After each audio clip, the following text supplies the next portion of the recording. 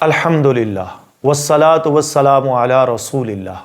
تمام تعریفیں اس ذات پاک کے لیے جو ہماری رگِ جان سے بھی زیادہ قریب ہے اور ہماری سانس کی نالی کے اندر ہونے والی ہلکی سی جنبش سے بھی خوب آگاہ ہے۔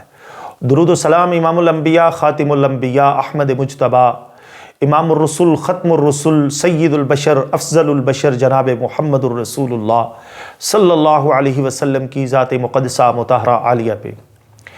ابھی ہم جو مسئلہ ایڈریس کرنے جا رہے ہیں وہ ہے روزے کی اہمیت کیا ہے۔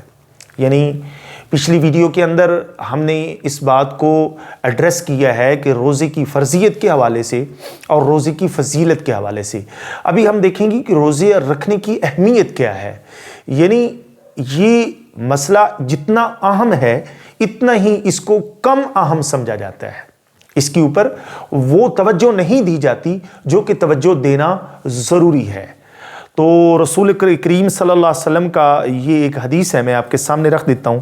اس کے راوی سیدنا انس بن مالک رضی اللہ عنہ اور یہ روایت سنن ابن ماجہ کے اندر 1644 ہے، یعنی 1644۔ اللہ کے رسول صلی اللہ علیہ وسلم نے فرمایا رمضان آ گیا ہے، اور اللہ کے رسول نے فرمایا کہ یہ وہ مہینہ آیا ہے جس کے اندر ایک ایسی رات ہے جو 1000 برس سے بہتر ہے، اور جو شخص اس کی بھلائی سے محروم رہ گیا وہ گویا محروم ہی ہو گیا۔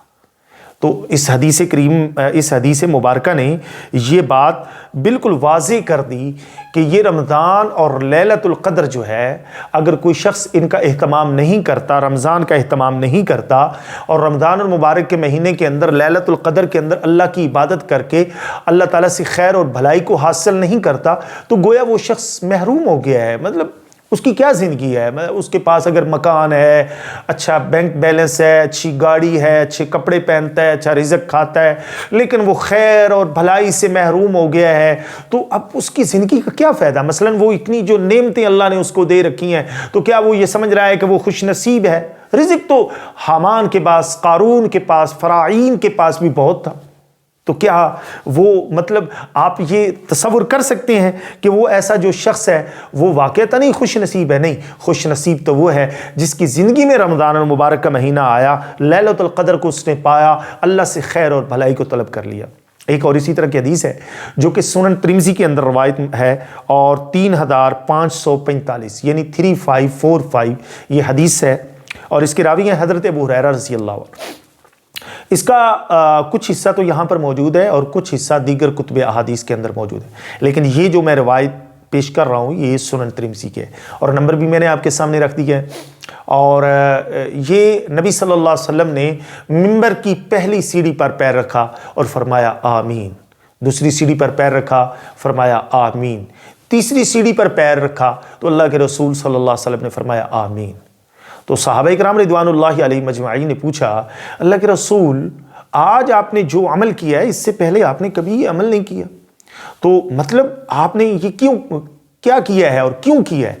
تو اللہ کے رسول صلی اللہ علیہ وسلم نے فرمایا میرے پاس جبریل آئے، انہوں نے مجھے آ کر کہا ہے اللہ کے رسول جس بندے کے سامنے آپ کا نام بولا جائے اور وہ آپ پر درود نہ پڑے تو اس کے لیے دائمہ انفن، اس بندے کا نہ خاک آلود ہو، تباہ و برباد ہو جائے۔ تو اللہ کے رسول نے فرمایا میں نے کہا آمین۔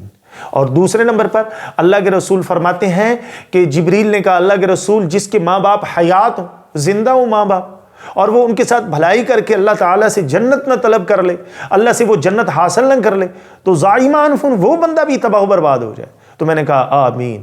اور نبی صلی اللہ علیہ وسلم فرماتے ہیں کہ جبریل نے مجھے کہا کہ اللہ کے رسول جس بندے کی زندگی میں رمضان المبارک کا مہینہ آ جائے اور وہ اس مہینے کے اندر اللہ کی عبادت کر کے اللہ تعالیٰ کے سامنے گڑ گڑا کر اللہ رب العالمین کے سامنے عاجزی اور انکساری کر کے وہ اللہ تعالیٰ سے جنت طلب نہ کر لے، جنت حاصل نہ کر لے، تو وہ اگر بندہ بھی نہیں کر سکا تو وہ بندہ بھی زائمہ انفن، اس بندے کی ناک خاک آلود ہو، وہ بندہ تباہ و برباد ہو جائے۔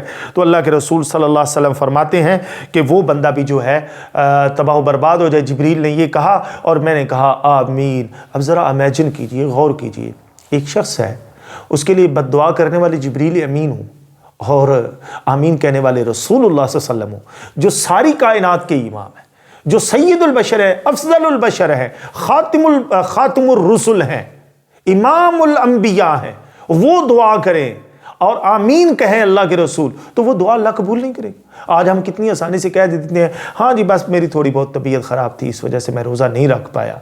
میرے محترم بھائیوں، غور کرنا چاہیے، ہمیں اس روزے کو اہم سمجھنا چاہیے۔ یہ اللہ تعالیٰ کبھی کبھی کسی کو دیتا ہے، اور نبی صلی اللہ علیہ وسلم تھا اس کا بڑا اہتمام فرمایا کرتے تھے۔ حدیث میں موجود ہے نا، حضرت عائشہ رضی اللہ تعالیٰ نے فرماتی ہیں اللہ کے رسول صلی اللہ علیہ وسلم جب رمضان کا مہینہ آتا تو اللہ کے رسول نیکیوں کے اندر، صدقات خیرات کے اندر اس طریقے سے اضافہ فرما دیتے جس طریقے سے کوئی آندھی اور طوفان ہوا کرتا ہے۔ لیکن بحیثیت قوم، بحیثیت مسلمان، ہمارے اندر بہت کمزوریاں موجود ہیں۔ اللہ ہم سب کو اپنی کمزوریاں دور کرنے کی توفیق عطا فرمائے۔ اقول قولی ھذا استغفر اللہ لی ولکم ولسائر المسلمین۔